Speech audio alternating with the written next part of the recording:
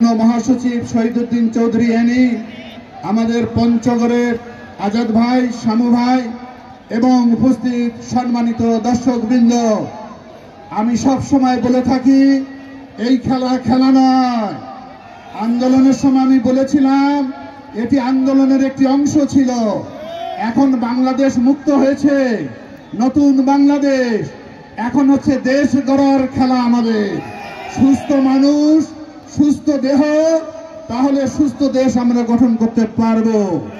আমরা মনে করি আমাদের প্রিয় নেতা তারেক রহমান ইতিমধ্যে জাতির সামনে 31 দফা দিয়েছে রাষ্ট্র সংস্কারের।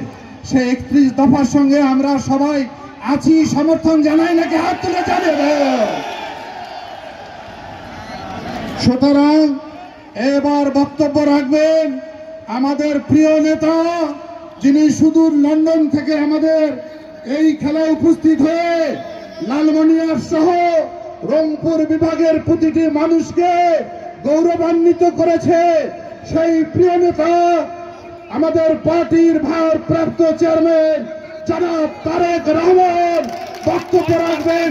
জনাব তারেক রহমান।